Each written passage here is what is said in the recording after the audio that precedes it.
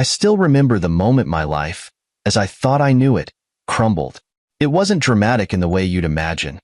No screaming, no shouting, just a few cold words delivered with surgical precision. I was standing in the middle of a bustling conference room in Berlin, halfway through presenting a groundbreaking deal that would secure my company's future. My phone buzzed in my pocket. I wasn't going to answer it, but something about the timing, or maybe it was intuition, made me step aside. "Hello?" I said, my voice calm, professional. "Michael." Mary's voice came through the line. It wasn't warm, as it usually was when I traveled. It was clipped, detached, like she was reading a prepared statement. "I'm leaving you." The words didn't register at first. I blinked, letting her continue, even as my stomach tightened. "I'm pregnant. It's Mark's child. I've sold the house and the car. Don't bother coming back." Just like that. No hesitation, no apology. My wife of 7 years, the woman I had built my life around, had casually dismantled our marriage like it was a bad contract. I felt my grip tighten on the phone. I should have been furious, or hurt, or humiliated. But in that moment, I felt nothing. My emotions didn't have time to catch up to the logic racing through my brain. "All right," I said, my voice steady. I could hear her surprise, the slight hitch in her breath. She had expected tears, anger, a fight. Instead, I gave her calm indifference. It wasn't because I didn't care. Oh, I cared. But I knew instinctively that any reaction would only feed her sense of triumph. There was a long pause. "That's it? Just all right?" she asked, almost annoyed.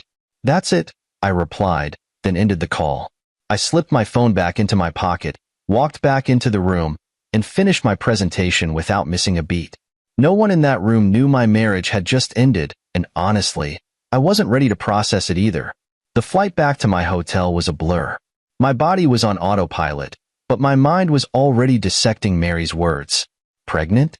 I hadn't even known we were trying for a child. Mark? Who the hell was Mark? And selling the house? The car? I'd have to verify everything, but it sounded like she had been planning this for months. I sat in my hotel room, staring out at the Berlin skyline. The anger was there, simmering just below the surface, but I refused to let it take over. Instead, I reached for my laptop and started making calls. If Mary thought she could blindside me, she clearly didn't know me as well as she thought. "Andrew," I said when my lawyer picked up, "I need you to freeze the sale of my house. Effective immediately." "Michael, what's going on?" he asked, his voice concerned. "My wife just informed me she's leaving me. Claims she sold the house and the car." Andrew was silent for a moment, likely processing the same implications I had. "We'll block any transactions on the house deed immediately. The car, is it still leased in your name?" "Yes." "Good. She can't legally sell it without your consent. I'll take care of everything." I thanked him and hung up, moving to my next call. "Lisa," I said to my financial advisor, "I need you to freeze all joint accounts." She didn't ask questions, just confirmed it would be done. That's why I hired her. When the logistics were handled, I leaned back in my chair and let out a slow breath. The shock was still there, lurking beneath the surface, but something else was building alongside it: determination. I wasn't going to let Mary destroy me. She thought she had the upper hand, that her betrayal would leave me floundering. But she underestimated me. For years, I had been a strategist in business, outmaneuvering competitors and negotiating deals that others thought impossible.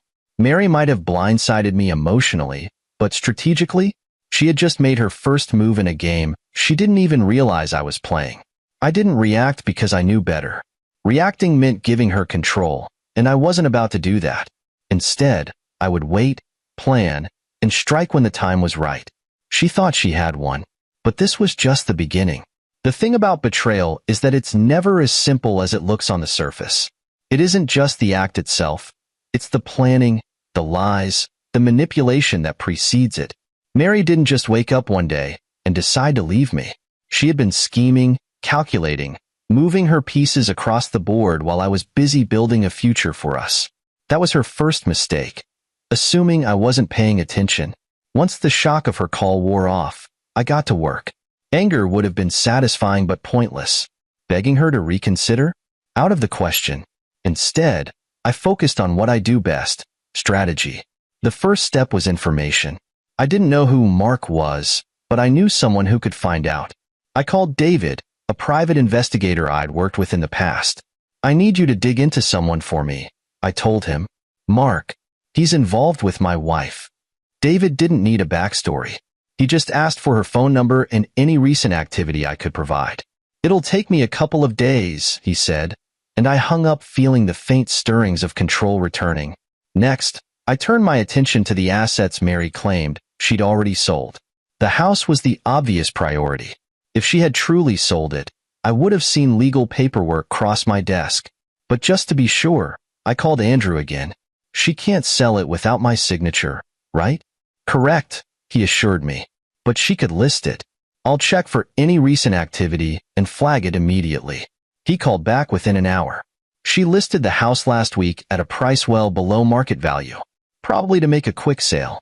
But don't worry, it's blocked. The car was easier.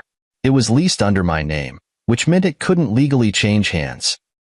Still, I contacted the dealership to confirm that no unauthorized actions had been taken. Everything was secure. The next step was financial. Lisa, my financial advisor, worked quickly to freeze our joint accounts. I made sure Mary would wake up the next day to find her access denied. No withdrawals, no transfers, no sudden shopping sprees. But here's the thing. I didn't want her to know right away. If she realized the accounts were frozen, she might suspect I was onto her. Instead, I asked Lisa to make the freeze look like a routine banking issue. A simple, technical glitch that wouldn't raise alarm bells. With my assets secured, I allowed myself a brief moment of satisfaction. Mary thought she had outmaneuvered me, but in reality, she was walking into a trap of her own making. That night, I sat in my hotel room, replaying the last few months in my mind. The missed dinners, the secretive texts, the sudden interest in expensive clothes and jewelry. I had ignored it all, chalking it up to stress or boredom. How naive. But here's the thing about betrayal. It reveals more about the betrayer than the betrayed. Mary thought she was clever, that I was too focused on my work to notice the cracks in our relationship. She didn't realize that I had spent years honing my instincts in boardrooms and negotiations. I could smell a lie a mile away. It just took me a little longer to notice when it was coming from my own wife. By the time I went to bed, I had the framework of a plan in place. The goal wasn't just to protect myself. It was to let Mary believe she had one. I wanted her to feel comfortable, confident, even triumphant. Because that's when people make mistakes. David called the next morning with his first update. Mark's a piece of work, he said. He's got a history of conning women out of money. A couple of them even filed police reports, but nothing stuck. He's good at disappearing when things go south. I smiled grimly. Mary had chosen poorly, but I wasn't about to warn her. Keep digging, I said. I want everything, addresses, accounts, relationships, the works. David promised results, and I felt another piece of the puzzle click into place. The beauty of a well-executed plan is that it doesn't rely on rash decisions. It's deliberate, methodical, and devastating. Mary didn't know it yet, but she was playing a game she couldn't win. I allowed myself a moment of quiet satisfaction, staring out at the Berlin skyline. Mary thought she had stolen everything from me, but in reality, she had nothing. And when the time was right, I would show her just how wrong she was. Mary probably thought she had outsmarted me. I can imagine the smug satisfaction she must have felt, thinking she had everything wrapped up while I was thousands of miles away. She must have laughed to herself, imagining me walking into an empty house, confused and helpless. But what she didn't realize is that I had already laid the groundwork to dismantle her illusion piece by piece. While I was strategizing abroad, Mary was busy playing house with Mark, living in a fantasy world that would soon crumble beneath her. The first cracks began to show when she tried to access our joint account. I had deliberately orchestrated this moment. The accounts were frozen, but Lisa had flagged the freeze as a banking glitch. Mary likely called the bank, frustrated and impatient, only to be told that the issue was being resolved and she just needed to wait. I pictured her pacing the living room, perhaps with Mark lounging nearby, feeding her empty reassurances. Mark, of course, had no idea that his golden goose was about to run out of eggs. Meanwhile, Mary had listed the house for a quick sale. She had no idea the transaction had been blocked. Andrew informed me that she even found a buyer willing to pay cash. They'd likely agreed on a closing date, with Mary planning to pocket the money and make a fresh start. But when the paperwork stalled, she must have been confused. She probably assumed it was just a bureaucratic delay. I wondered if Mark started to get suspicious, but I doubted it. A man like him wasn't in this for the long haul. He was biding his time, waiting for the payout before moving on to his next target. While Mary and Mark reveled in their perceived victory, David, my private investigator, sent me daily updates. "Mark's getting comfortable," David told me during one of our calls. "He's been seen driving around in your car and spending time at your house. Seems like he thinks he's won the jackpot." "Let him think that," I replied.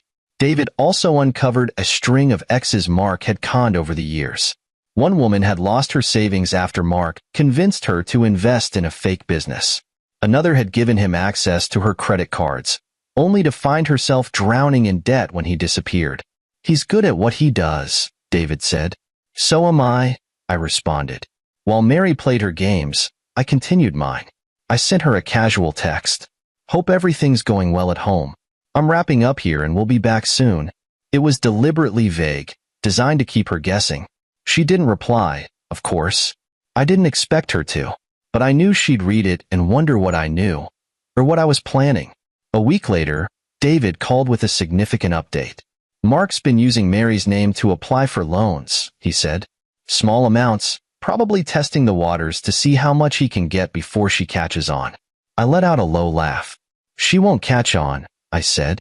"She's too busy believing her own lies." But that wasn't all. David had uncovered another twist.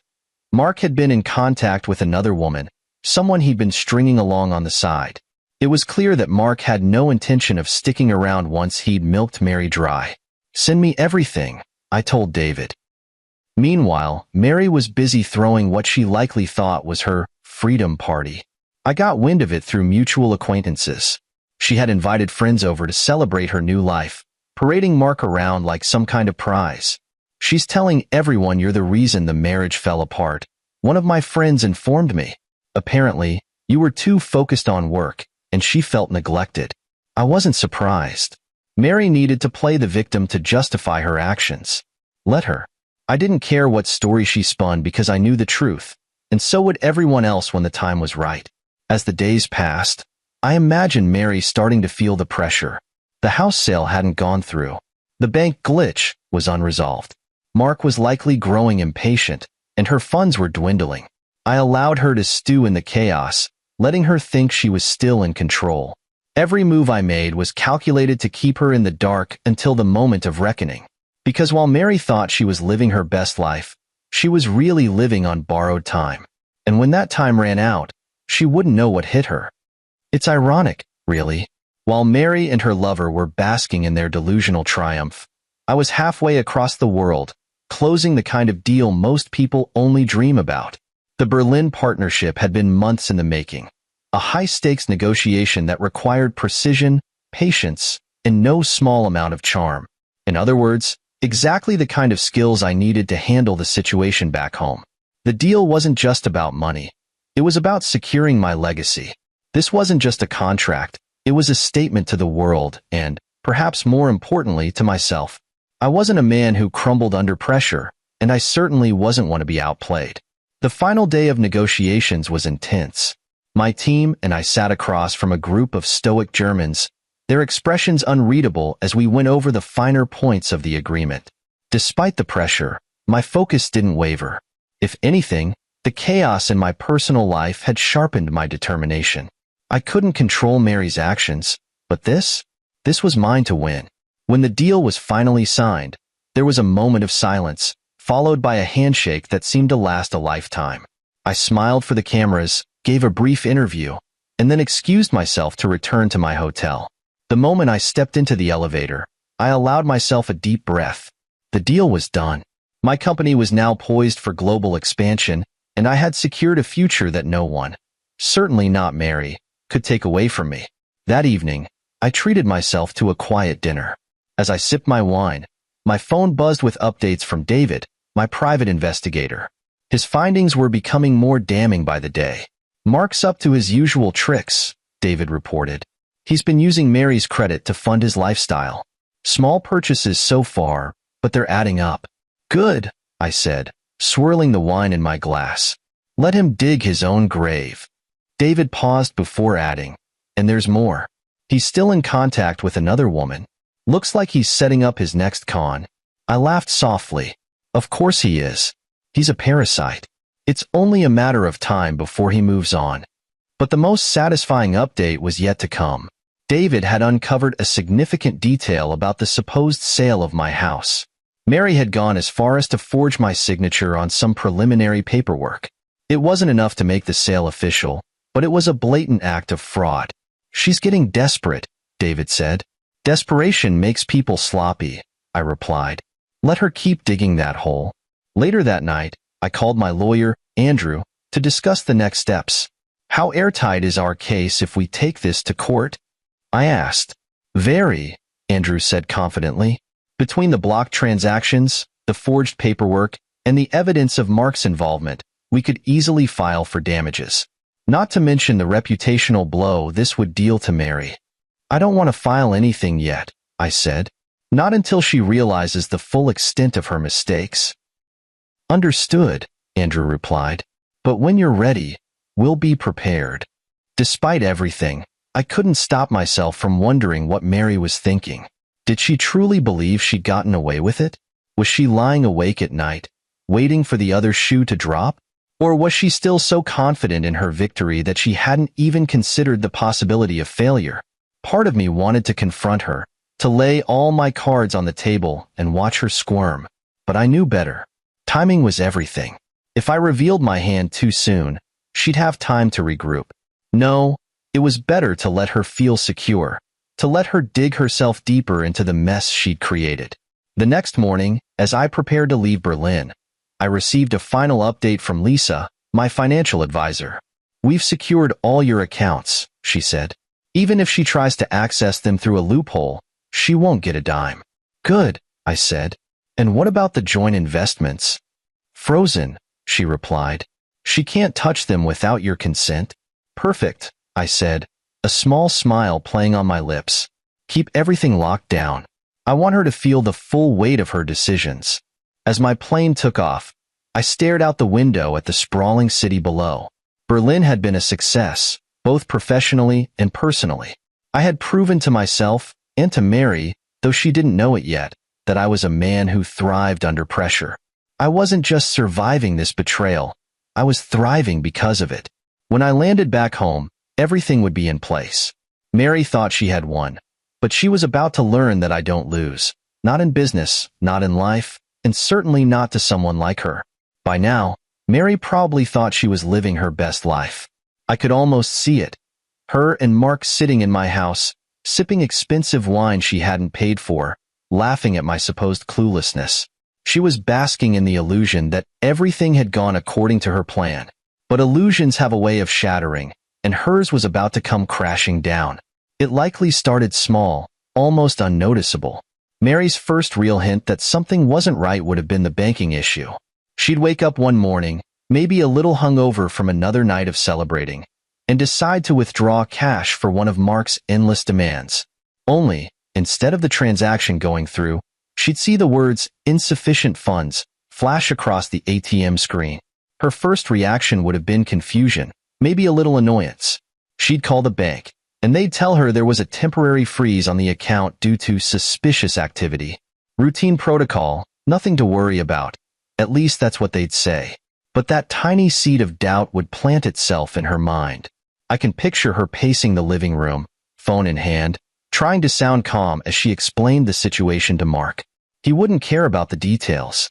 He'd care about the money. Men like Mark always do. The next blow would come with the house. She must have felt smug when she listed it for a quick sale, thinking she'd bypass all the red tape by pricing it low. But then, out of nowhere, the paperwork stalled. Her real estate agent would call, apologetic but firm, explaining that there was a legal issue with the deed. "What legal issue?" she'd demand, her voice rising. "Well, The agent would say hesitantly, "It seems your husband hasn't signed off on the sale." Her stomach would drop. I know Mary well enough to guess how she'd react. First, she'd blame the agent for incompetence. Then she'd blame me, ranting about how I was trying to ruin her life. Finally, she'd realize that she was running out of options. Mark, meanwhile, wouldn't have the patience for any of this. Men like him are parasites. They thrive when the host is healthy and abandon it the moment it starts to weaken. He'd start pulling away, making excuses to leave the house or handle business. Mary would notice, of course, but she'd pretend not to. Desperation does strange things to people. I imagine Mary started trying to regain control, maybe by reaching out to old friends for financial help. But that's the thing about betrayal. It isolates you. Once people see what you're capable of, they start to distance themselves, unsure of when the knife might turn on them. I didn't have to imagine much, though, because David's updates painted a clear picture of her unraveling. "She's panicking," he told me during one of our calls. "I caught her on camera arguing with Mark outside your house. Looks like he's on his way out." "Good," I said. "Let him leave. It'll make the next part easier." "Do you want me to intervene?" David asked. "Not yet," I replied. "Let her keep digging. I want her to feel it completely." As the days passed, the cracks in Mary's world widened into chasms. She tried to withdraw money again, denied. She tried to contact the real estate agent about the house, stonewalled. Even her calls to Mark started going unanswered. The best part? She tried calling me. 3 times. I let them all go to voicemail. Each time, her voice grew more frantic. "Michael, please call me back. I don't know what's going on, but we need to talk. Michael, I'm begging you. This is serious. I need your help. Michael, you can't just ignore me. This is your fault. Call me back." I didn't respond to any of them. Let her stew in the mess she created. The final straw came when David uncovered the truth about Mark's escape plan. "He's been withdrawing small amounts from Mary's personal account," David told me. "Looks like he's been funneling it to a separate account under a fake name." I laughed. Classic Mark. Any idea where he's headed? "South America, if the passport records are legit," David said. I nodded. "Let him go. He'll get what's coming to him eventually." When Mark finally disappeared, Mary was left alone in the ruins of her own making. She was broke, pregnant, and trapped in a house she couldn't sell. Her world, which had seemed so perfect just weeks ago, was now nothing more than a crumbling facade. I almost felt sorry for her. Almost. But the truth is, Mary's downfall wasn't an accident. It was the result of her own choices, her own greed, and her own betrayal. All I did was step aside and let her destroy herself. The flight back home felt surreal.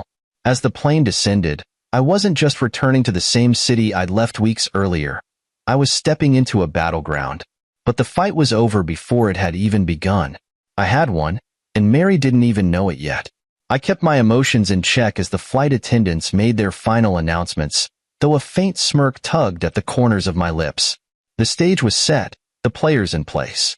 All that remained was the final act. The moment I stepped into the terminal, I saw her. Mary. She was standing near the baggage claim, looking as though she hadn't slept in days.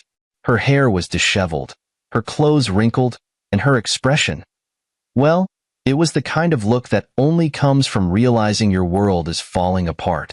I stopped in my tracks for a moment, letting the scene sink in. I didn't need to ask why she was there.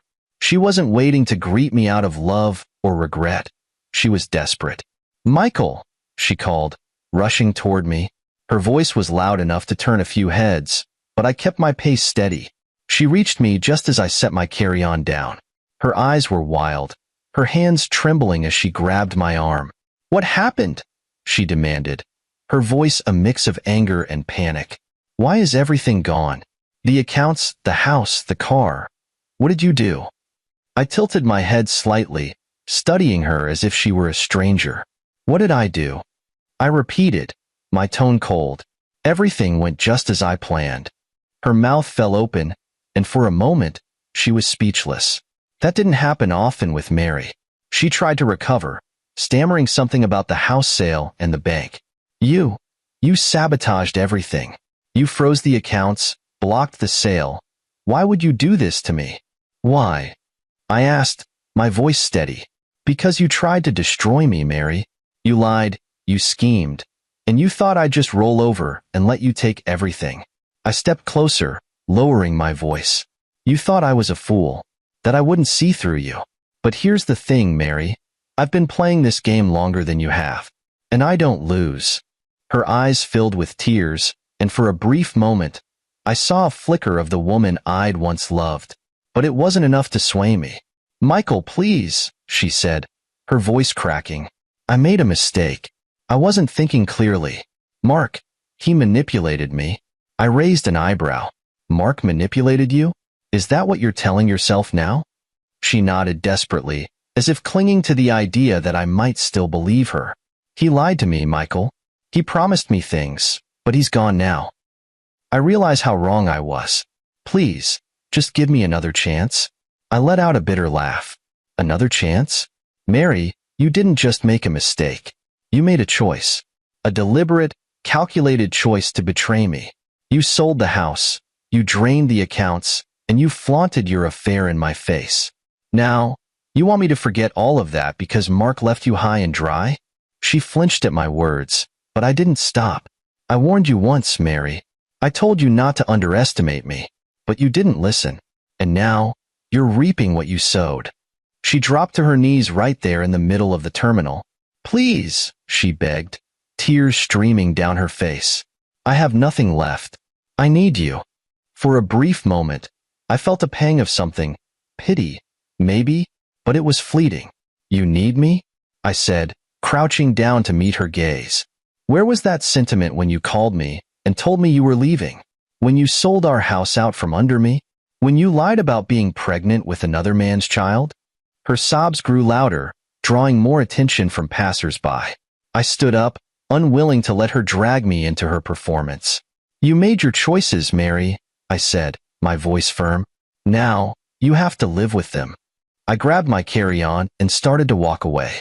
She called after me, her voice hoarse and pleading. Michael, please, don't leave me like this. I paused for a moment, glancing over my shoulder. You left me first, Mary. Remember that. And with that, I walked out of the terminal, leaving her behind in the chaos she had created. The ride home was quiet, my thoughts a mix of satisfaction and resolve. This wasn't just about revenge, it was about reclaiming my life. Mary had tried to break me, but she'd only made me stronger. As I pulled into the driveway of my new apartment, a sleek, modern space I'd secured while still abroad, I felt a sense of peace. Mary's chapter in my life was over, and the next one was just beginning. 2 days after the airport scene, Mary called me again. Not that I had expected her to stop. Her messages had gone from frantic, pleading to indignant rage, all sprinkled with a dose of self-pity. I ignored every single one. Then, she sent a text. We need to talk. Please. Just one meeting. I thought about ignoring her again, but something in me wanted closure. Maybe it was curiosity. What excuse would she conjure up now? Or maybe, I just wanted to see how far she'd fallen. Whatever the reason, I agreed. We met at a small cafe downtown. I chose the location deliberately, neutral ground where she couldn't cause a scene. I arrived first, ordered a black coffee, and waited. When she walked in, I barely recognized her. The confident, poised Mary the first once knew was gone. She looked disheveled, her face pale and her eyes red-rimmed, likely from sleepless nights and endless crying. Michael, she said, her voice trembling as she sat down. I nodded curtly, leaning back in my chair. Mary. For a moment, neither of us spoke. She fidgeted with her hands, avoiding my gaze. I let the silence stretch, watching her squirm. Finally, she blurted out, I'm sorry. I raised an eyebrow. For what, exactly? For everything, she said quickly. For lying to you, for hurting you, she choked on her words, tears welling in her eyes. For betraying you. I sipped my coffee, letting her words hang in the air. Go on, I said. She took a shaky breath. I don't know what I was thinking. Mark, he seemed so different at first. He promised me things, adventure, freedom, a life I thought I wanted. But it was all lies.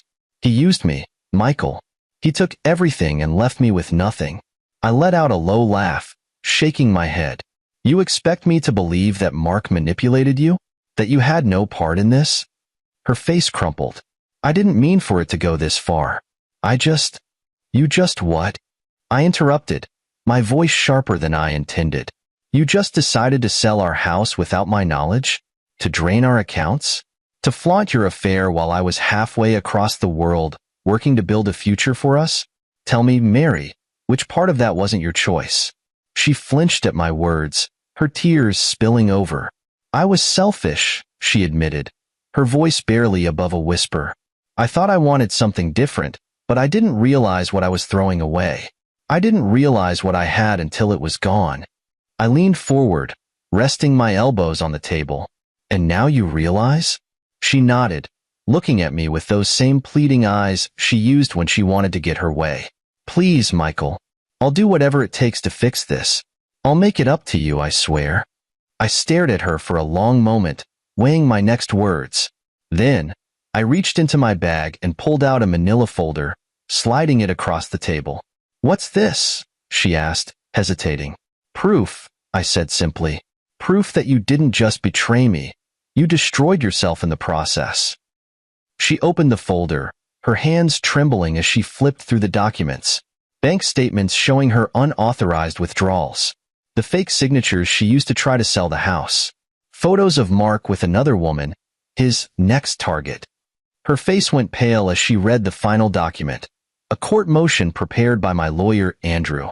This is... She looked up at me, her voice cracking. You're filing charges? I shrugged. Not yet. That depends on you. Her tears started again, and for the first time, I saw genuine fear in her eyes. Michael, please don't do this. I've already lost everything. I can't lose more. You lost everything the moment you betrayed me, I said coldly. I'm giving you a chance to walk away without legal consequences. But make no mistake, Mary, this is the last chance you'll ever get from me. She nodded quickly, clutching the folder like it was a lifeline. I'll do whatever you want. I'll leave. I'll stay out of your life. Just don't take this to court. I stood, grabbing my coffee. You'll leave the house immediately, I said. Andrew will be in touch to ensure a clean separation. If you so much as try to contact me again, the motion gets filed. She opened her mouth to argue, but thought better of it, nodding instead. As I walked out of the cafe, I felt a weight lift off my shoulders. The confrontation hadn't been easy, but it had been necessary. Mary's tears, her apologies, they didn't matter.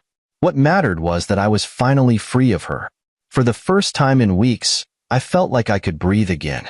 The woman I had once loved was gone, replaced by someone I no longer recognized. And as I stepped into the bright sunlight, I realized I didn't need her, or anyone else, to define my happiness. Walking out of that cafe marked the beginning of a new chapter in my life. For weeks, I had lived under the shadow of betrayal, anger, and resentment. But as the door swung shut behind me, I felt a strange calm wash over me. I wasn't just walking away from Mary. I was walking toward the life I deserved. The first step was reclaiming my space. I had no desire to return to the house we once shared. That place was tainted by her lies, her schemes, and the memories of a love that had been nothing more than an illusion. Instead, I moved into a sleek, modern penthouse downtown. Floor-to-ceiling windows overlooked the city, a constant reminder of the heights I had climbed despite everything. Those first few weeks alone were a mix of reflection and rebuilding. I filled my new home with things that brought me peace, a wall of books, abstract art, and a minimalist design that mirrored the clarity I was finally beginning to feel. It wasn't about material possessions. It was about creating a space that felt like mine, free from the shadows of the past. My work became my sanctuary. The Berlin deal had catapulted my company into the international market, and I threw myself into expanding the business. Long hours at the office were no longer a burden. They were a blessing. Every contract I signed, every successful project I launched, felt like another brick in the fortress I was building around my life. But it wasn't just about work. For the first time in years, I made time for myself. I started running in the mornings, letting the rhythm of my footsteps clear my mind. I picked up hobbies I'd neglected during my marriage, playing the piano, learning to cook, even taking up photography. Each new skill, each moment of quiet accomplishment, was a reminder that I was more than the man Mary had tried to destroy. Of course, there were moments when the past tried to creep back in. Mutual friends would call, hesitating before asking, "Have you heard from Mary?" I always gave the same answer, "No, and I don't plan to." Her name no longer triggered anger or sadness. It was just a name now, tied to a chapter of my life that had ended. The real turning point came at a company gala. It was a black tie event, the kind of evening where everyone sipped champagne and exchanged polite conversations. Normally, I would have kept my distance, preferring to stay on the sidelines. But this time, I felt different, lighter, freer. That's where I met Claire. She wasn't like Mary. Where Mary had been all about appearances, Claire was genuine, grounded. We started talking by chance, bonding over a shared love of literature. She was a writer, passionate about storytelling, and as the night went on, I found myself captivated by her authenticity. For the first time in years, I felt a spark of something I thought I'd lost.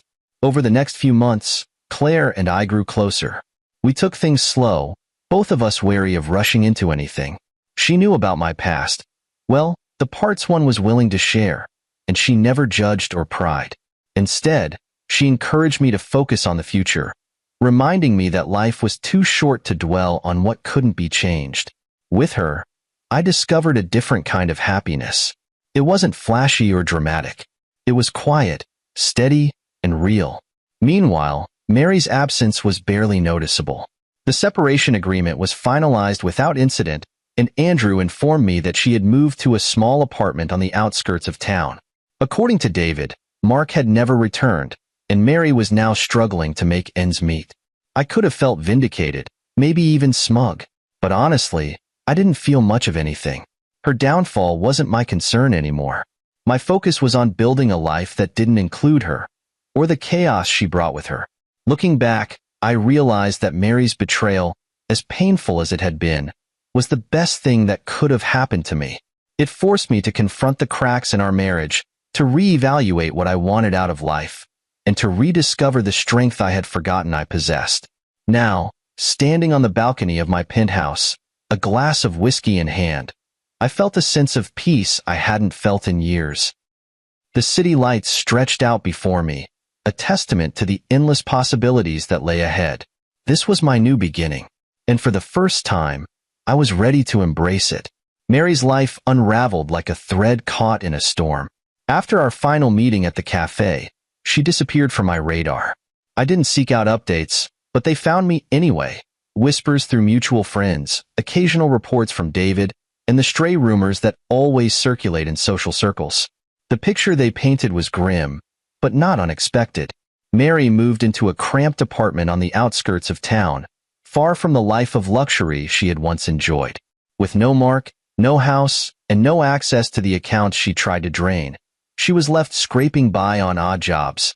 The glow of her socialite life had dimmed, replaced by the harsh realities of her new circumstances. But her troubles didn't end there. One day, David called me with an update that caught even me off guard. "You're not going to believe this," he said. "Mary's being sued by one of Mark's other victims. Turns out he used her name to secure a loan, and now the creditors are coming after her." I chuckled, shaking my head. I guess karma works faster than I thought. David hesitated. "Do you want me to intervene?" "No," I said firmly. "She made her bed. Let her lie in it." As much as I wanted to let go, a small part of me wondered if Mary truly understood the depth of her betrayal, not just to me, but to herself. She had destroyed her own life in pursuit of something that never existed, and now she was paying the price. Months passed, and I began to notice a shift in how people spoke about me. At first, there had been pity, sympathy for the man whose wife had betrayed him, but now there was respect. My name carried weight, not just because of my professional success, but because of how I had handled everything. I hadn't crumbled. I hadn't lashed out. I had simply moved forward, leaving the wreckage behind me. That respect came to a head at a company gala. It was one of those glittering events where everyone wanted to be seen, and I was no exception. But this time, I wasn't alone. Claire was by my side, her presence a quiet testament to the new chapter one was building. As we mingled with guests, I couldn't help but reflect on how far I'd come. A year ago, I had been a man blindsided by betrayal, scrambling to protect what I had built. Now, I was stronger, wiser, and more determined than ever. Mary, meanwhile, had faded into the background. The last I heard, she was working at a small boutique, trying to stay afloat. She had written me a letter, a long, rambling apology that alternated between regret and justification. "I made mistakes," she wrote. "I know I hurt you, and I'll never forgive myself for what I did. But I was lost, Michael. I didn't know what I wanted, and I didn't realize what I had until it was gone." I read the letter once, then tucked it away in a drawer. I didn't respond. There was nothing left to say. The night of the gala ended with Claire and me standing on my penthouse balcony, the city lights stretching out before us. She leaned against the railing, her face illuminated by the soft glow of the skyline. "You've been quiet," she said, turning to look at me. "Just thinking," I replied. "About her?" I shook my head. "No, about everything. About how much can change in a year." She smiled, reaching for my hand. "Well, here's to change." I raised my glass, clinking it against hers. "To change," I said. As I stood there, I realized something important. Mary's betrayal hadn't broken me. It had freed me. It had forced me to confront the cracks in my life and rebuild something stronger. It had taught me the value of loyalty, the importance of resilience, and the power of letting go. I didn't need revenge or validation. I didn't need her regret or her apologies. All I needed was the future I was creating for myself. A future filled with possibilities, untainted by the mistakes of the past. This was my triumphant end. Not because I had one, but because I had moved on. And for the first time in a long time, I was truly happy. It was supposed to be a regular day. Nothing extraordinary, just another long shift at work, followed by the comfort of returning home to my wife, Emma.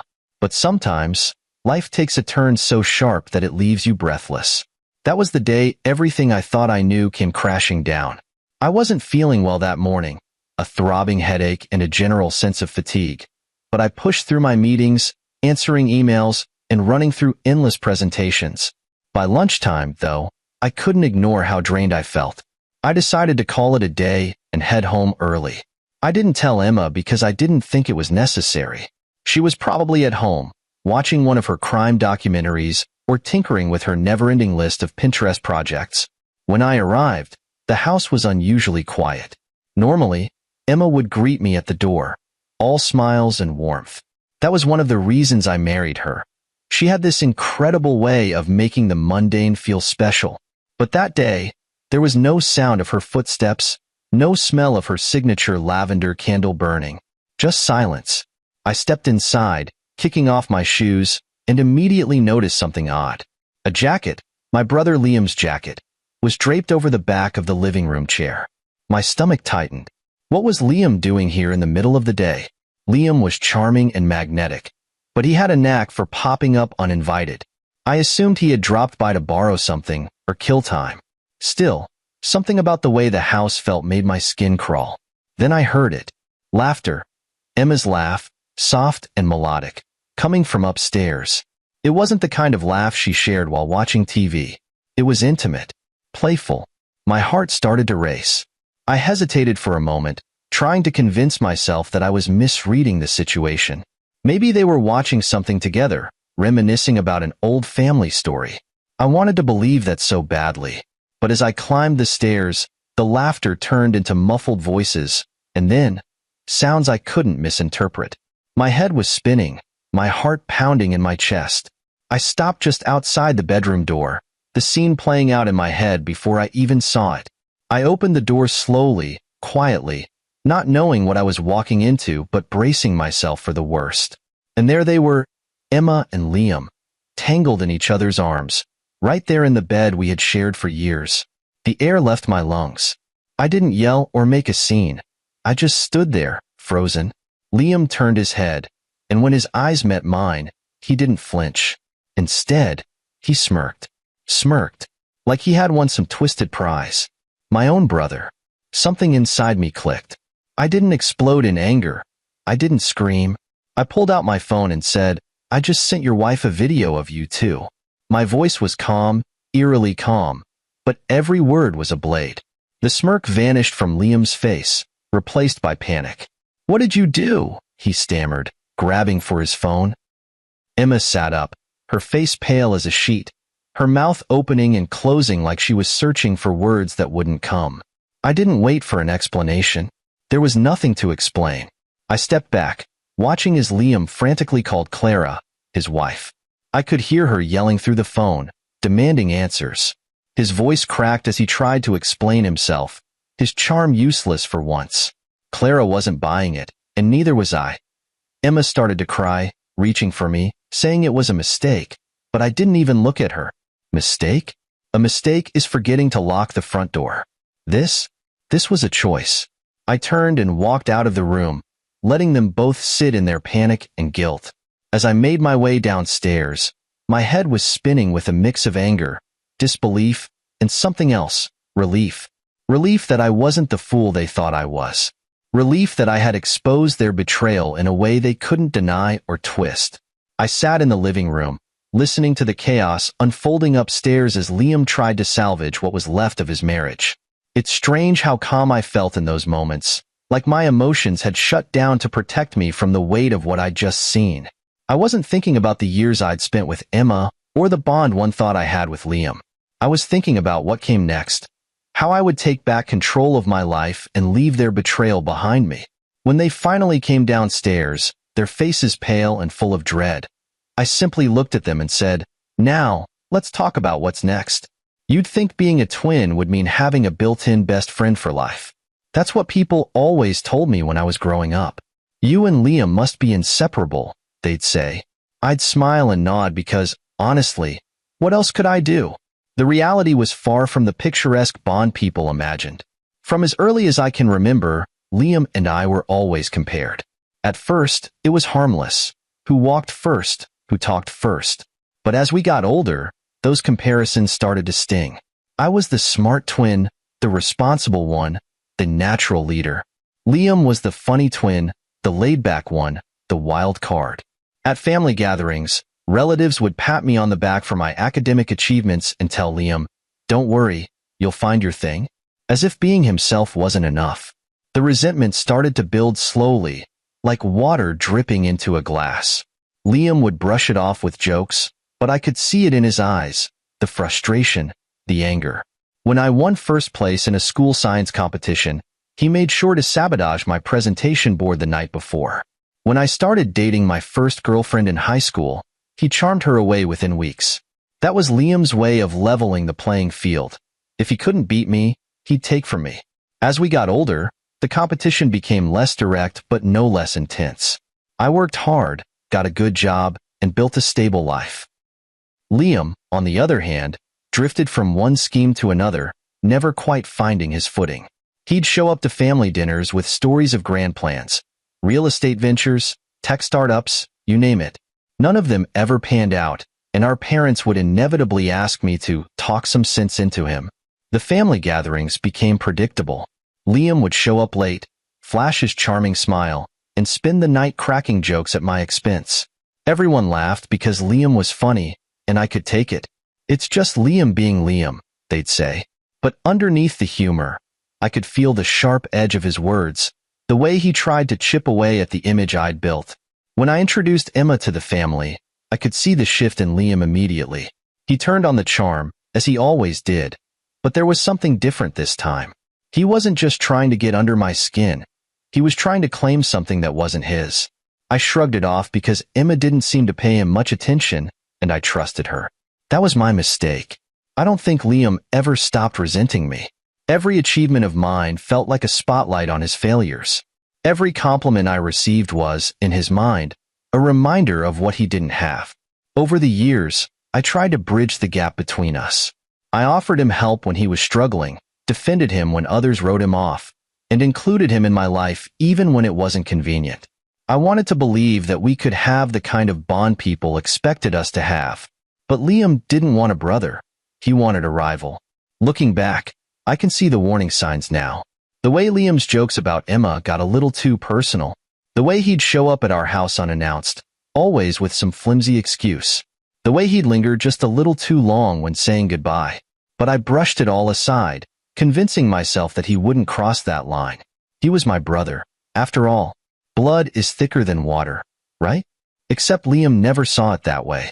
To him, I wasn't his brother. I was the benchmark he could never reach, the obstacle he could never overcome. And when he saw an opportunity to take something from me, he didn't hesitate. He didn't just betray me. He made it personal. He wanted me to see him win, to feel the sting of losing for once. That's why he smirked when I caught him in my bed. He thought he'd finally found a way to beat me. But Liam underestimated me. He always has. I wasn't going to let him walk away from this unscathed. I'd spent my whole life cleaning up his messes, letting him get away with his little victories. Not this time. This time, I'd make sure he understood exactly what it meant to lose everything. As I watched him panic, fumbling with his phone to call Clara, I felt a strange sense of clarity. This wasn't just about Emma or the affair. It was about years of pent-up resentment finally coming to a head. Liam thought he could take what was mine and walk away unscathed. But for the first time in his life, he was about to face the consequences of his actions. And I wasn't going to lift a finger to help him. Looking back, I wonder when it started. The affair, I mean, not just the physical part of it, but the connection that grew between Emma and Liam, the one I was too blind to see.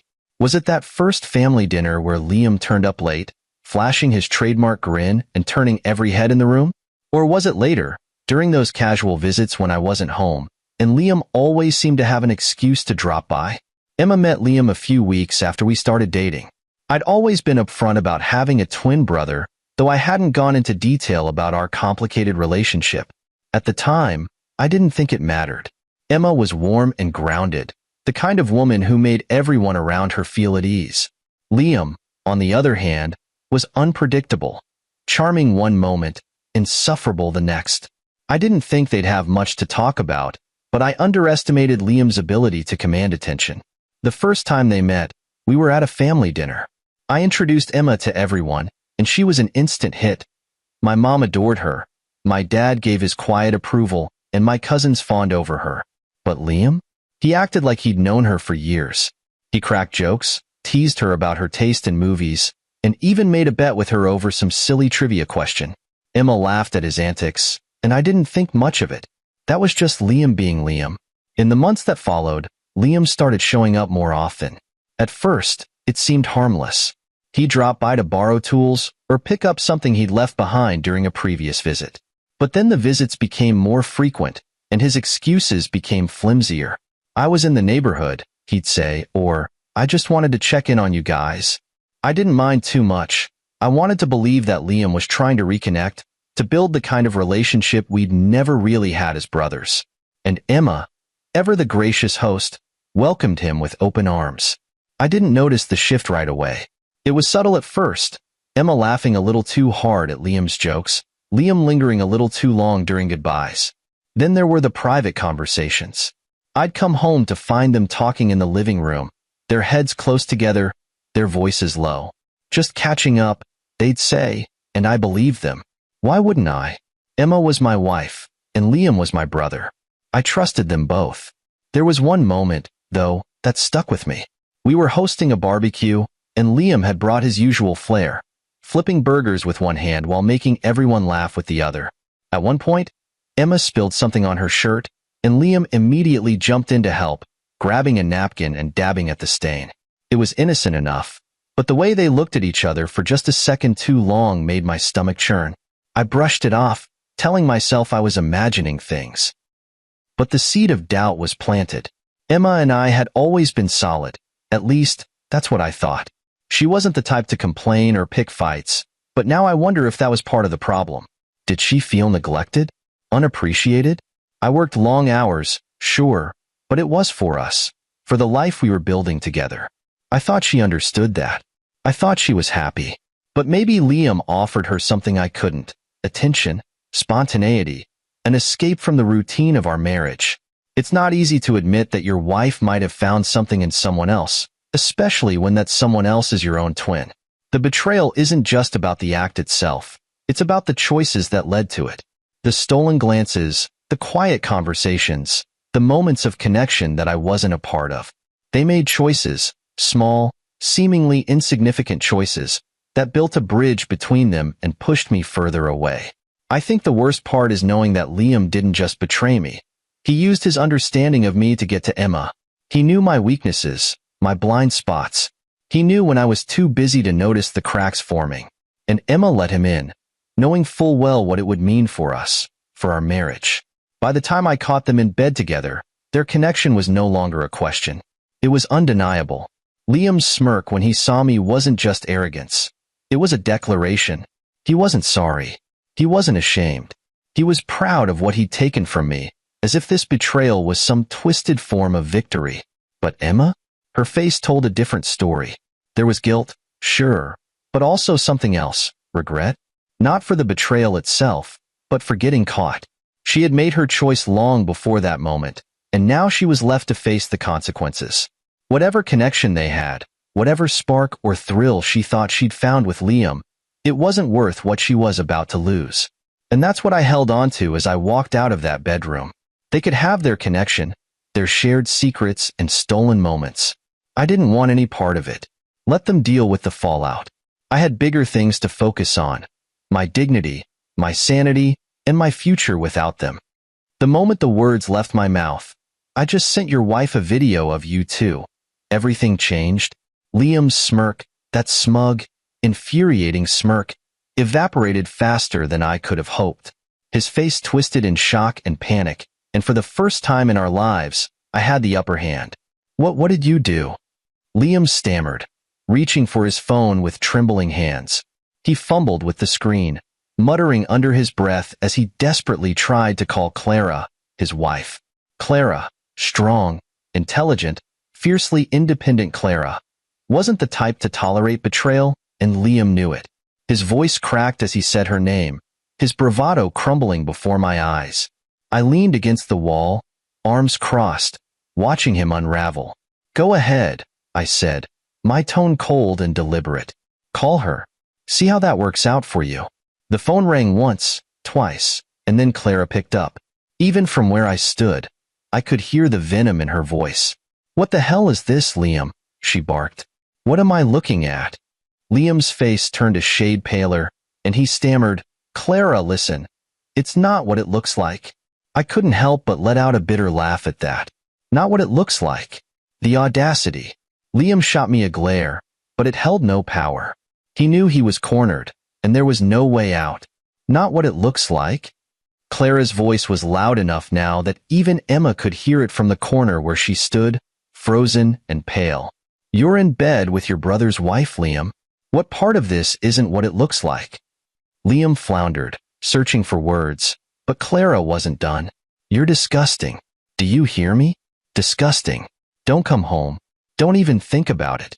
I'm done." The call ended with a click, and the silence that followed was deafening.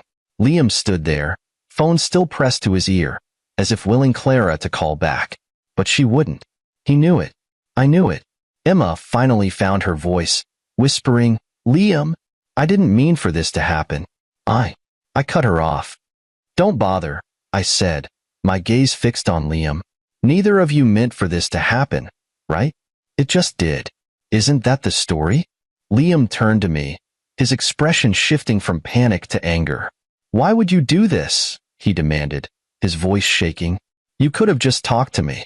You didn't have to drag Clara into this." I stepped closer, my voice dropping to a low, dangerous tone. "Why would I do this? Are you serious, Liam? You're standing in my house, in my bedroom, with my wife, and you're asking me why I exposed you? You don't get to make demands anymore." He tried to hold my gaze, but he couldn't. His shoulders slumped, and he sank onto the edge of the bed like a man who just realized how far he'd fallen. "Clara's going to leave me," he muttered, almost to himself. "Good," I said bluntly. "She deserves better than you." Emma stepped forward then, her voice trembling. "Noah, please, I turned to her, cutting her off again. Don't. Just don't. I don't want to hear it. Not right now. She looked at me, tears streaming down her face, but I felt nothing. Whatever love or sympathy I might have had for her was buried under the weight of her betrayal. The room was suffocating, filled with their guilt and my rage. I needed to get out. Turning to Liam, I said, "You need to leave. Now." Liam didn't move at first, still clutching his phone like it was some kind of lifeline. "Where am I supposed to go?" he asked weakly. "That's not my problem," I replied. "You made your bed. Now lie in it, just not in mine." He stood slowly, casting a glance at Emma, who looked as lost as he did. But neither of them said another word as they shuffled out of the room. I followed them to the door, watching as Liam fumbled with his car keys. As he climbed into his car, I leaned against the doorframe and said, "Oh, and Liam? Clara's a smart woman. She'll make sure you lose everything. You might want to prepare for that." He didn't respond, didn't even look at me. He just started the car and drove away, leaving me standing there in the doorway, my mind racing. I didn't know what came next. I didn't have a plan yet. But for now, I was content with one thing. Liam's smugness was gone, replaced by fear and regret. He wasn't the one in control anymore. I was. And I intended to keep it that way. When the door closed behind them, the silence in the house was deafening. I stood there for a moment, staring at the space they had just occupied, trying to process the whirlwind of emotions raging inside me. Anger, betrayal, sadness, relief. It was a strange mix, but the one thing I didn't feel was regret. Exposing Liam and Emma for what they had done wasn't just the right thing to do. It was necessary. I walked back to the living room and sank into the couch. My body felt heavy, like all the energy had been drained from me. My phone buzzed on the coffee table, and I instinctively reached for it. It was a message from Clara. "Thank you for telling me. I'll handle him from here." Short, direct. Clara wasn't one to waste words, and that message confirmed what I already knew. Liam's life was about to implode.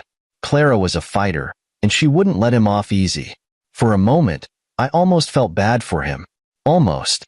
But then I remembered the way he smirked at me, so sure of his victory. That moment would be etched into my mind forever. I thought about calling my parents. They deserved to know what had happened, didn't they? But then I hesitated. How do you even start that conversation? "Hey, Mom and Dad, guess what? Liam's been sleeping with my wife." No, I couldn't do that. Not yet.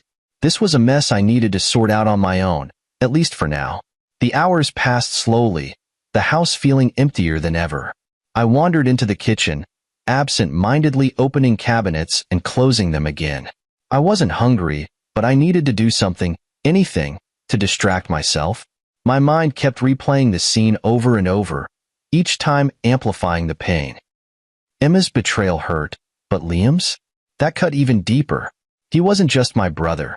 He was my twin. We'd shared everything, birthdays, childhood memories, inside jokes. And yet, here he was, throwing it all away for what? A fling? A chance to win some imaginary competition he'd been having with me his entire life? I couldn't stop thinking about the way he'd looked at me when I walked into the bedroom. That smirk. It wasn't just arrogance. It was triumph. Liam had wanted me to see it, to feel the full weight of his betrayal. And that's what stung the most. As the sun began to set, I realized I couldn't sit in this house any longer. It wasn't just the silence. It was the memories. Everywhere I looked, there was a reminder of the life I thought I had. The dining table where Emma and I had shared countless meals. The couch where we'd binge-watched our favorite shows. Even the bed upstairs, now tainted by their betrayal. I grabbed my keys and drove aimlessly for a while, letting the hum of the engine drown out my thoughts. Eventually, I found myself parked outside Clara's house. I didn't plan to come here, but it felt right. I got out of the car and knocked on the door. Clara opened it, her face a mixture of anger and exhaustion. She didn't say anything at first, just stepped aside to let me in. I followed her to the living room, where she sank into an armchair and gestured for me to sit. "Do you want a drink?" she asked, her voice flat. "Sure," I said, though I wasn't sure what I needed more, whiskey or water. She returned with 2 glasses of wine, handing one to me before sitting down again. We sat in silence for a moment, both of us staring at the floor. Finally, Clara spoke. I always thought he might do something like this. I didn't think it would be with her.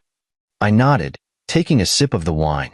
I didn't think Liam could sink this low, but I guess I shouldn't be surprised.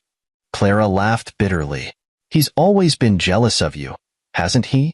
I mean, I've seen it over the years. The way he tries to one-up you, the way he talks about you. I just didn't think he'd go this far. Neither did I admitted. But here we are. We talked for hours, sharing stories and filling in the gaps. Clara told me how Liam had been acting distant lately, how he'd started coming home later and later. I told her about the subtle signs I'd missed with Emma, the private conversations, the lingering glances. By the time I left, we both felt a little lighter, though the pain was far from gone. When I got back home, the house was just as I'd left it, quiet and suffocating. But now, there was a sense of resolve building inside me. This wasn't over, not by a long shot. Liam and Emma had made their choices, and now it was time for them to face the consequences. I wasn't sure what the next steps would look like: divorce papers, family fallout, endless explanations. But I knew one thing for certain. I wasn't going to let this break me. Liam thought he'd won, but the game wasn't over. Not yet. The next few days passed in a blur of phone calls, paperwork, and endless thoughts. I knew what had to be done. I couldn't stay married to Emma after what she'd done, and I certainly couldn't maintain any semblance of a relationship with Liam. The betrayal had cut too deep, leaving wounds that even time wouldn't heal. Filing for divorce wasn't an easy decision, but it was the only option. I contacted a lawyer the morning after the fallout. The conversation was clinical, devoid of the emotional storm I felt brewing inside. The lawyer asked questions about assets, custody. Thankfully, Emma and I didn't have children, and evidence. When I mentioned the video, they assured me that it would make things swift and definitive. Emma didn't fight me on it, which was surprising. She seemed almost resigned when I handed her the papers. "I deserve this," she said, her voice barely above a whisper. For once, I agreed with her. She packed her things quietly over the next few days, each box she carried out feeling like a piece of closure. But Liam? Liam didn't make it easy. It started with phone calls, dozens of them. At first, they were angry. "Why did you have to send the video to Clara?" he shouted the first time I picked up. "You've ruined my life." I hung up. He called again. "I wasn't trying to hurt you, Noah. It just happened. Can't we move past this?" Move past this? The sheer audacity of those words nearly made me laugh. I told him never to contact me again, but Liam wasn't one to take no for an answer. When the calls stopped working, he showed up at my door. I didn't let him in. Instead, I stood on the porch, arms crossed, watching him squirm. "What do you want, Liam?" I need to talk to you. Face to face," he said, looking genuinely desperate. "There's nothing to talk about," I replied coldly. "You made your choices. Now live with them." "Noah, please," he begged, but I slammed the door in his face. It wasn't out of anger, not entirely. It was about self-preservation. Letting Liam back into my life, even for a moment, felt like inviting a snake into my home. Meanwhile, Clara was taking Liam to court. She wasn't just filing for divorce. She was going for everything. Alimony, a share of his assets, even the house. And honestly, I was rooting for her. If anyone deserved to walk away with nothing, it was Liam. Our parents, of course, got involved. They were devastated when they found out, though not entirely surprised. We always knew Liam was difficult, my mom admitted during one of our strained conversations. But this? I don't even know what to say. Dad was less forgiving. "He's dead to me," he said bluntly. "You don't do that to family." It should have felt good to have their support, but it didn't. Nothing about this felt good. Emma, for her part, tried to stay out of the spotlight. She moved in with a friend and avoided contact with anyone in my circle. Occasionally, I get a message from her, an apology, a plea for forgiveness, but I never responded. What was the point? Forgiving her wouldn't change what she'd done. The legal proceedings moved quickly, thanks to the mountain of evidence against both Emma and Liam. By the time the divorce was finalized, I felt a strange sense of relief. It wasn't happiness, exactly, but it was close. Clara and I kept in touch throughout it all. She was a force to be reckoned with, handling the situation with a grace and strength I could only admire. We met a few times to exchange updates and vent about our shared frustrations.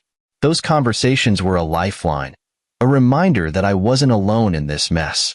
One evening, over coffee, she asked me, "Do you ever think they regret it?" I thought about it for a moment before answering. I think Liam regrets getting caught.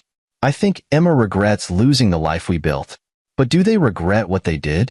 I don't know. And honestly, I don't care. Clara nodded, her expression thoughtful. Yeah, I feel the same way. By the time everything was settled, divorce finalized, assets divided, ties cut, I felt like I could finally breathe again. The weight of their betrayal was still there, but it was lighter now, less suffocating. I'd survived the storm, and for the first time in months, I could see a glimmer of light on the horizon. Liam and Emma, on the other hand, weren't faring so well. Liam lost everything. His marriage, his reputation, and a good chunk of his savings thanks to Clara's relentless pursuit of justice. Emma wasn't much better off, living in a small apartment and working a job she clearly hated. And me? I was rebuilding. Slowly but surely, I was finding my way back to myself. The wounds they left would take time to heal, but I was determined not to let them define me. I was free, and that freedom was worth every painful step of the journey. After the legal dust settled, life felt eerily quiet. The divorce was finalized, the assets were divided, and Emma was officially gone. Yet, the emptiness in the house was suffocating. Every room felt haunted by memories, both the good ones that now felt like lies and the bad ones I hadn't realized were forming until it was too late. I didn't want to live in a place so deeply tied to betrayal, so I started making changes. The bedroom was first. The bed, the curtains, even the paint on the walls. It all had to go. I tore it down piece by piece, replacing it with things that felt more like me. It wasn't just about redecorating. It was about reclaiming my space, my identity, my life. But healing wasn't as simple as swapping out furniture. The betrayal left scars deeper than I expected. Some nights, I'd sit on the couch and replay the scene in my head. Liam's smug smirk, Emma's pale face, the sound of Clara's furious voice on the phone. It was a loop I couldn't shut off. Clara and I kept in touch. It started with updates on the legal proceedings, what the lawyers were saying, how the divorce settlements were progressing. But over time, our conversations grew more personal. We shared our frustrations, our pain, and even moments of dark humor about the mess Liam and Emma had created. "I can't believe I married someone so blind to consequences," Clara said during one of our calls. "You and me both," I replied. "But hey, at least they have each other now." We both laughed, though there was no joy in it. Liam and Emma's downward spiral was hard to ignore. Liam lost everything. His wife, his reputation, his financial stability. Clara made sure of that. Her lawyer was relentless, and Liam ended up paying dearly, literally and figuratively. He had to sell his car, move into a cramped apartment, and take on multiple part-time jobs just to scrape by. Emma didn't fare much better. She moved into a tiny, run-down apartment across town and picked up a job at a local cafe. I heard through mutual acquaintances that she wasn't handling things well. She looked tired and withdrawn, a shadow of the vibrant woman I once knew. One day, Clara and I met for coffee, and the conversation turned reflective. "Do you think they're happy now?" she asked, stirring her drink absently. I thought about it for a moment before answering. I don't think they even know what happiness is. They thought their affair was exciting, something worth risking everything for. But now, they're just dealing with the fallout. Clara nodded. "It's funny, isn't it?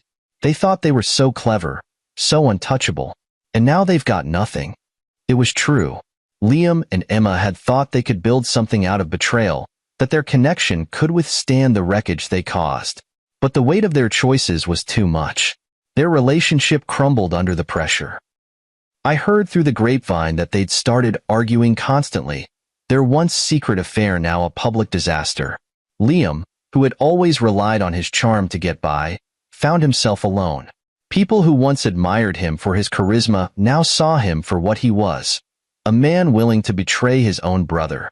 Emma, meanwhile, seemed to drift through life, unable to hold on to anything meaningful. As for me, I was rebuilding. Slowly, piece by piece, I started to find myself again. I threw myself into work, rediscovered old hobbies, and spent more time with friends who reminded me of the person I used to be. I even started volunteering at a local shelter, something I'd always wanted to do but never made time for. Clara became a big part of that journey. Our shared experience created a bond that was hard to describe. She understood the pain, the anger, and the lingering doubts in a way no one else could. Over time, our conversations became less about Liam and Emma and more about ourselves. One evening, as we walked through a quiet park, Clara said something that stayed with me. You know, I used to think what they did would define me forever, that it would be this black mark on my life. But now, I see it differently. They're just a chapter, not the whole story. She was right. Liam and Emma were a part of my story, but they weren't the end of it. Their betrayal had hurt me deeply, but it also forced me to grow in ways I never thought possible. Eventually, the pain began to fade. It didn't disappear completely. Some wounds never fully heal, but it stopped consuming me. I learned to laugh again, to find joy in the small things, and to open myself up to the possibility of a brighter future. As for Liam and Emma, they became distant memories, remnants of a past I no longer cared to dwell on. Their lives continued to spiral. Liam lost job after job, his once celebrated charm now useless. Emma, burdened by guilt and regret, faded into obscurity. Their relationship, built on lies and betrayal, couldn't survive the reality they created. I moved forward, leaving their chaos behind. My days became brighter, my steps lighter. I wasn't defined by their actions anymore. They were just two people who made choices that destroyed their lives, but not mine. I had reclaimed my story, and I wasn't going to let them write another word of it. Freedom. That's what I felt as I closed that chapter. True freedom. For the first time in a long time, I was living for myself, and for that, I was grateful. Life after betrayal isn't about erasing the pain. It's about learning how to live with it and move forward. As time passed, the wounds left by Emma and Liam began to heal. They didn't disappear entirely, scars like that never do, but they became less raw, less consuming. For the first time in years, I felt like I could breathe again, like I could live without constantly looking over my shoulder or questioning everything I thought I knew. I threw myself into rebuilding my life, not just physically but emotionally. The house I had shared with Emma felt like a museum of memories I no longer wanted to keep, so I made it mine. I replaced the furniture, repainted the walls, and turned it into a space that reflected who I was now, not who I had been with her. It wasn't just about aesthetics. It was about reclaiming my identity, piece by piece. My focus shifted to things that truly mattered. I reconnected with friends I hadn't seen in years, picked up hobbies I'd long forgotten, and even started mentoring at a local youth center. It was rewarding to invest my energy into something meaningful, something untainted by the betrayal I'd endured. Slowly but surely, I began to rediscover who I was outside of the shadow of Liam and Emma's actions. Clara remained a constant presence during this time. What started as shared pain over our ex-spouses grew into a genuine friendship. We didn't need to talk about Liam and Emma anymore. They had become little more than footnotes in our conversations. Instead, we shared dreams, goals, and laughter. Clara had an infectious optimism about her, a belief that life could still be beautiful even after everything we'd been through. One evening, as we sat on a park bench watching the sun set, Clara said something that struck a chord. You know, I used to think this was the end, that Liam's betrayal would define me forever. But now, I see it as a new beginning. A chance to start fresh. She was right. What Liam and Emma had done didn't have to be the defining moment of my life. It was a chapter, sure, but not the whole story. I had the power to decide how the rest of my story would unfold. Liam and Emma's lives, on the other hand, continued to spiral. I heard bits and pieces through the grapevine. Liam bouncing between jobs, struggling to stay afloat financially. Emma drifting from one temporary living situation to another, her once vibrant personality dulled by regret. Their relationship didn't last long under the weight of its own toxicity. Without the thrill of secrecy and betrayal, they had nothing to hold them together. They fell apart as quickly as they had come together. There was a time when I might have felt satisfaction in their misery, but now, I just felt indifference. Their downfall was their own doing, and it was no longer my concern. I had more important things to focus on, my own happiness, my own future. As the years passed, I found myself genuinely content. My friendships deepened, my work flourished, and my days were filled with moments of joy and peace. The scars of betrayal were still there, but they no longer defined me. Instead, they served as a reminder of my resilience, of the strength it took to move forward. Clara and I remained close, our bond growing stronger with time. She had her own journey of healing, her own story to write, but we supported each other in ways no one else could. There were moments when I wondered if our friendship might evolve into something more, but I didn't rush it. I wanted to be sure that I was ready, sure that I wouldn't carry the baggage of the past into something new. One day, Clara said, "You deserve to be happy, Noah, truly happy. Don't let what they did hold you back." Her words stuck with me. For so long, I had been focused on surviving, on rebuilding, that I hadn't stopped to think about what happiness could look like for me now. Slowly, I allowed myself to dream again, to imagine a future filled with love, trust, and possibility. By the time I fully embraced this new chapter, Liam and Emma were distant memories. I didn't know what had become of them, and I didn't care. Their choices had shaped their lives, just as mine had shaped mine. The difference was, I had chosen to rise above, to build something better. As I looked ahead, I felt something I hadn't felt in years: hope. Hope for new beginnings, for meaningful connections, for a life that wasn't defined by betrayal but by growth and resilience. This was my story, and I was ready to write the next chapter. It wouldn't be perfect, life never is, but it would be mine, and that was enough.